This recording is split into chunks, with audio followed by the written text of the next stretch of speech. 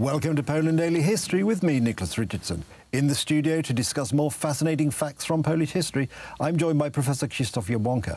Professor, the end of the 19th century, beginning of the 20th century, one of the political movements in Poland was Christian democracy. How did that arise?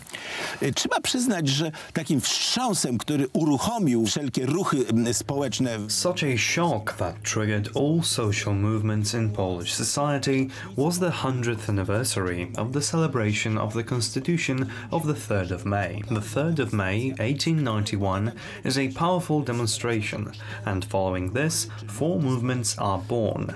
The first of them, the workers' movement, was to generate a socialist party in 1892. Partię socjalistyczną. Najpierw powstanie na emigracji, przeniesie się do Warszawy i Wilna. It first rose in exile and moved to Warsaw and Vilnius. In 1893, a national movement was created, sort of a national league, which will break away from the Polish League and formulate a separate national democratic party called Endecja in Polish. It is only when the Pope issues a pro-social encyclical, thus the workers' movement, that Christian democracy form in 1894. Initially, this purely religious movement would transform into a social movement, or Catholic social teaching. Finally, in 1895 in Rzeszów, the Polish peasants would form and merge into a peasant movement. And these four movements would become the pillars of future independence. The Christian democratic movement is essentially identical to the New Democratic movement, with one exception. The national movement is closed, particular to the borders of Poles and Poland. The Christian movement is open to other similar Christian movements. It is simply universal, enriched with Catholic universalism.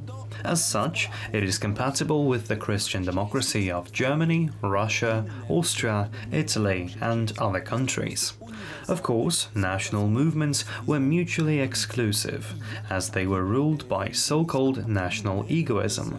Both of these movements merged quite strongly and generated three great representatives. Firstly, Ignacy Jan Paderewski. A great pianist, showman of his times, today we would compare him to the likes of the Rolling Stones. He moved a huge amount of audience on all 5 continents. He was one of the first musicians that visited Australia, America, and South Africa. He was applauded everywhere, and as a Polish Prime Minister, he played a gigantic role when signing the Versailles Treaty.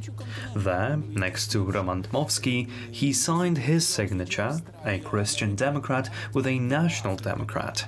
Later, another representative will be Father Adamski, who played a great part in the process of Silesia becoming part of Poland. The third representative of these movements was the Silesian uprising dictator Wojciech Korfanty, a great historical figure, a man who created himself. He was a representative of Ruda Śląska in the Reichstag. Korfanty unfortunately came into conflict with Józef Piłsudski, and it can be said that, fortunately for him, he died before World War II. All in all, he brought the Silesian people to Poland. Ale lud śląski nam do Polski przyprowadził. And Professor, what influence did the Christian Democratic Party have on the newly independent Poland after 1918? Pamiętajmy, Polska jednak scalała się. Let us remember that Poland merged with various partitions, therefore the parties were regional.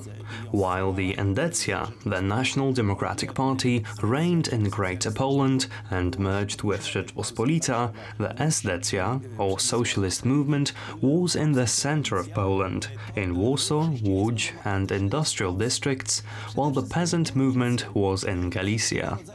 The Christian Democratic movement was in Silesia, especially targeting miners and all kinds of state employees. Hence, this movement is called the Labour Movement.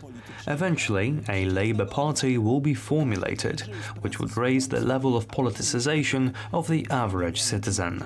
Everyone who provided for themselves and was already sufficiently aware, or at the intellectual level, co-created the movement and was its member or supporter. Hence, two things were combined in Christian democracy: patriotism with Catholic universalism, but not only, because evangelicals and sporadically Orthodox were also Christian Democrats. They simply thought that the religious factor was important in social life. Not necessarily political, but certainly part of Polish patriotism. It was thanks to these four movements that it was possible to unzip the tent which was the Republic of Poland. The supporters of Chief Piłsudski believed that he was the middle vertical mast that raised the entire tent over our lands and protected them. All other groups were extreme and monarchists.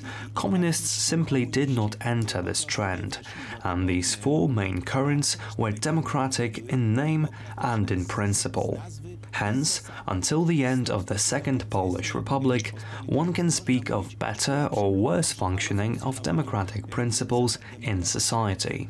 These were, once more, the Socialist or Social Democratic Movement, the National Democratic Movement, the Christian Democratic Movement, and the People's Democratic Movement.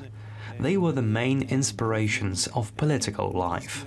This was also prevalent during the occupation, where an underground parliament was created, including the representatives of these four groups. Unfortunately, that's all we've got time for on this episode, so it remains for me to say thank you, Professor. Thank you. And thank you for watching, and do join us again on Poland Daily History.